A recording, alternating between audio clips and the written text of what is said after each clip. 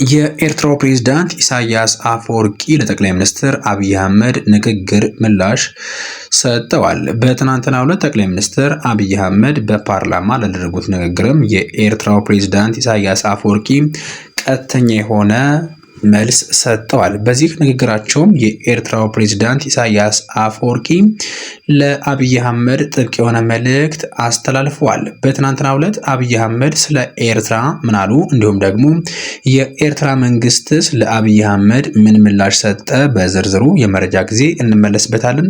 ሰላም ጤና ይስጥልን ውድ አድማጭ ተመልካቾቻችን፣ እንኳን በድጋሚ ወደ ቻናላችሁ በሰላም መጣችሁ እያለን በአዳዲስ እንዲሁም ሰበር መደመጥም ጭምር ባለባቸው መረጃዎች ተመልሰናል።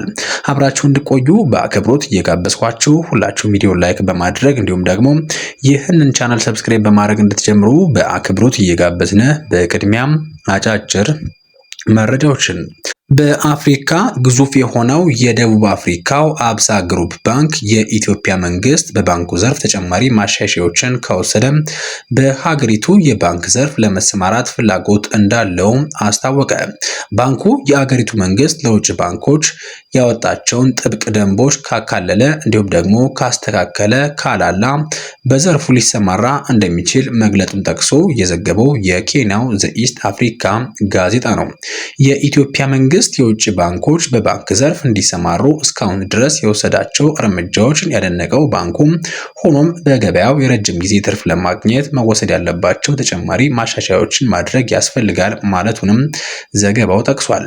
ባንኩ አንድ የኢትዮጵያ የግል ባንክ በመግዛትም መሰማራት በዘርፉ መስራት እንደሚፈልግም ከአሁን ቀደም አስታውቆ የነበረ ሲሆን አብሳ ግሩፕ ኬንያን፣ ቦትስዋናን፣ ታንዛኒያና ጋናን ጨምሮ አፍሪካ ውስጥ በበርካታ ሀገራት ውስጥም በባንክ ዘርፍ አገልግሎት እየሰጠ ይገኛል። ይህ ግዙፍ ባንክም በአሁኑ ሰዓት ላይ የኢትዮጵያ መንግስት ያቀረበውን ጥሪ ተከትሎ በኢትዮጵያ የባንክ ስራ ላይ መሰማራት እንደሚፈልግም የኬንያው የመረጃ ምንጭ አጋርቶናል።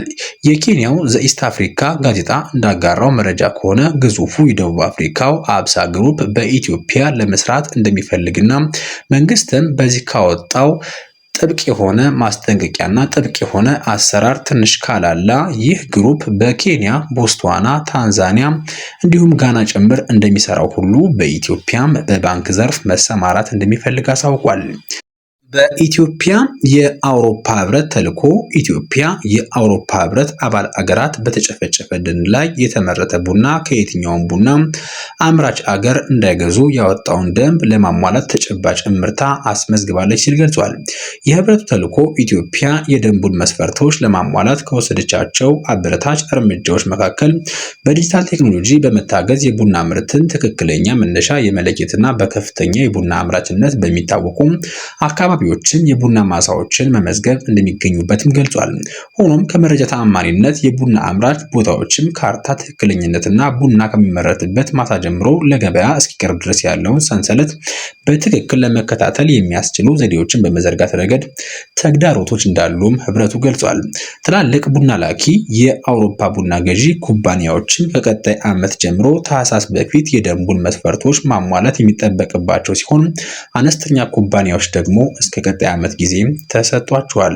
በሌላኛው መረጃችን በኦሮሚያ ክልል ሰሜን ሸዋ ዞን የተለያዩ ወረዳዎችም ከትናንትና በስቲያ ሰኞ ጥር 25 ቀን አመሻሽ ጀምሮ በዞኑ ታጥቀው የሚንቀሳቀሱ ቡድኖች ላይ የጸጥታ ዘመቻ ለማካሄድ በሚል ኔትወርክ መቋረጡን ዋዜማ ሰምታለች።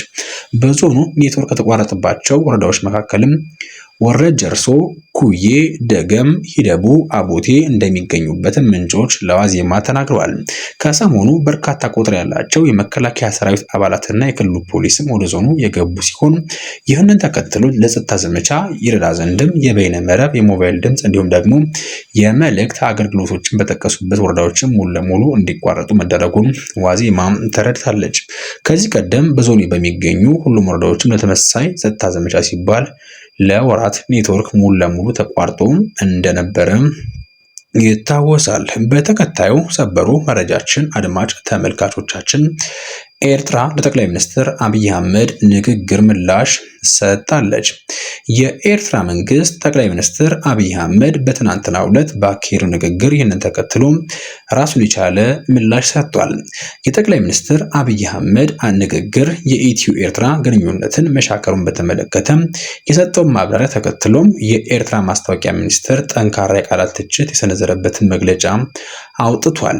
የኤርትራ መንግስት ለምንድን ነው ይህንን ተናገረው? እንዲሁም ደግሞ ጠቅላይ ሚኒስትር አብይ አህመድስ በፓርላማው ምን አሉ?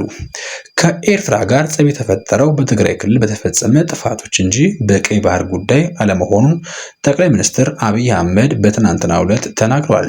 ጠቅላይ ሚኒስትር አብይ አህመድ ለሕዝብ ተወካዮች ምክር ቤት በሰጡት ማብራሪያ በኢትዮጵያና በኤርትራ መካከል ያለው ግንኙነት መሻከር የጀመረው በትግራይ ክልል ለ2 ዓመታት ከተካሄደው አስከፊ ጦርነት መጀመሪያ አንስቶ መሆኑን ገልጸዋል። ጠቅላይ ሚኒስትሩ የግንኙነቱ መሻከር መንስኤ የኤርትራ ሰራዊት በትግራይ ውስጥም የፈጸማቸው ጥፋቶች እንጂ በቅርቡ ኢትዮጵያ ወደ ቀይ ባህር መዳረሻ የመግኘት ፍላጎት ማሳወቋ አለመሆኑንም አስገንዝበዋል። ለሕዝብ ተወካዮች ምክር ቤት አባላት ንግግር ያደረጉት ጠቅላይ ሚኒስትሩ የአሁኑ ጸብ ከኢትዮጵያ የባህር በር ፍላጎት ጋር የሚያያይዙ ትንታኔዎችን ውድቅ አድርገዋል። አንዳንድ ሰዎችም በኢትዮጵያና በኤርትራ መንግስት መካከል ያለውን ችግር የተፈጠረው የኢትዮጵያ መንግስት የቀይ ባህርን ጥያቄ በማንሳቱ ነው ይላሉም፣ ያስባሉም፣ ይተነትናሉ። ነገር ግን ነገሩ እንዲህ አይደለም ብለዋል። ጸቡ የባህር በር ጉዳይ ከመጀመሩ ከረጅም ጊዜ በፊትም እንደነበረና የተጀመረውም በትግራይ ጦርነት መጀመሪያ አካባቢ ነው ሲሉም አክለዋል። እንደ ጠቅላይ ሚኒስትር አብይ አህመድ ገለጻ ከሆነ የመጀመሪያው ጸብ የተከሰተው በጦርነቱ የመጀመሪያ ዙር የፌዴራል ኃይሎች ሽሬን ከተቆጣጠሩ በኋላ ነው ብለዋል።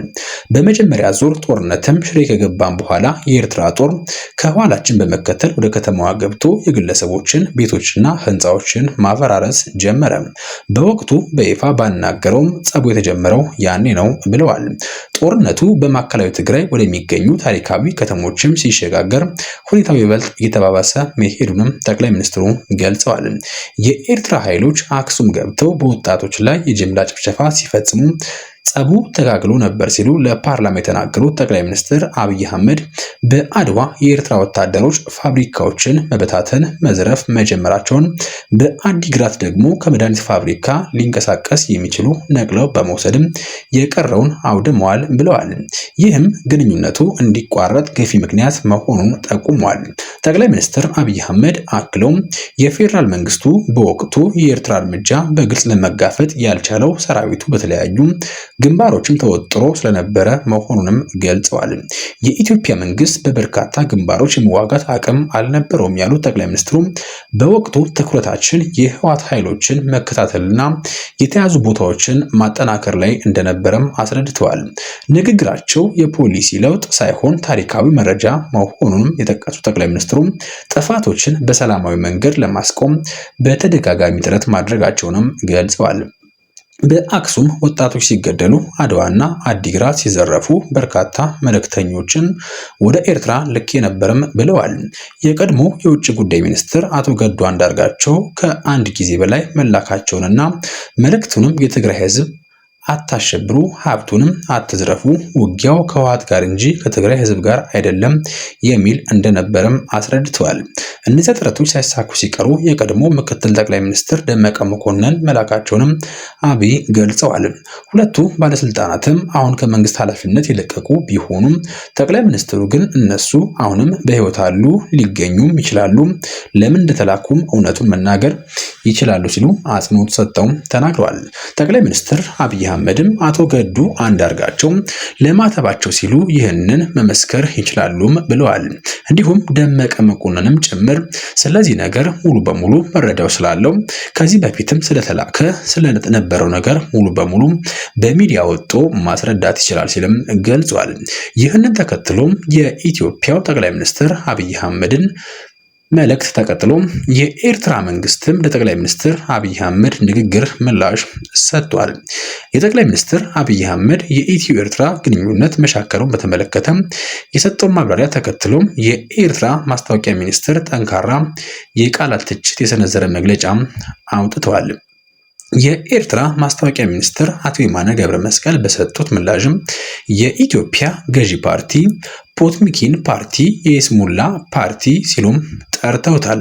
ጠቅላይ ሚኒስትሩ የሰነዘሩት ክስ ርካሽና አስጸያፊ ውሸት ነው ያለው መግለጫቸው ቀደም ሲልም ለኤርትራ ጦርነት የከፍተኛ ጀግንነት ሜዳሊያና ምስጋና ሲያሽጎደጉዱ እንደነበረም አስታውሷል። የኢትዮጵያ መንግስት አሁን ያቀረበውን ክስ በኤርትራ ላይ ለሚከፈተው ህገወጥ ጦርነት ሰበብ ፍለጋና ማደናገሪያ ነው ብለዋል። ጠቅላይ ሚኒስትሩ በንግግራቸውም የጎላን ተራራ እንደ ማነጻጸሪያ ወይም ደግሞ አምሳያ መጥቀሳቸውን በኤርትራ ላይም ያላቸውን ቀስቃሽና ወራሪ አጀንዳ የሚያሳይ ነው ሲልም ኮንኗል። ቀደም ሲል ጠቅላይ ሚኒስትሩ በፓርላማ በሰጡት ማብራሪያ የኤርትራ ጦር በትግራይ የፈጸመውን ዘረፋና ግድያ ለወቅታዊ ጠብ መንስኤ አድርገው ማቅረባቸው የሚታወስ ሲሆን የኤርትራ መንግስት በበኩሉ ንግግራቸውን የውሸት ድራማ ለቀጣይ ጦርነትም የሚደረግ ቅድመ ዝግጅት ነው ሲልም ገልጿል። እንዲሁም ደግሞ የአብይ አህመድን አገዛዝም የይስሙላ ፓርቲ እንዲሁም ደግሞ ለስሙ የተቀመጠ አስጸያፊና ውሸት ደግሞ የተላበሰ መንግስት ነው ሲልም የኤርትራ መንግስት በቀጥታ ለአብይ አህመድ መንግስት በሰጠው ምላሽ ላይ አስፍሯል። ይህንን ተከትሎም በአሁኑ ሰዓት ላይ የኤርትራ መንግስትም ከኢትዮጵያ ጋር በቅርቡ ይፈጠራል ብሎ ለሚያስበው ጦርነትም ጦሩን እያዘጋጀ እንደሚገኝ አመላካች የሆኑ መረጃዎችም እየወጡ ይገኛሉ። እንዲሁም ደግሞ ይህንን ጉዳይ ከምስጋና ወደ ክስ ሲሉም አንዳንድ የመረጃ ምንጮችም አቅርበዋል።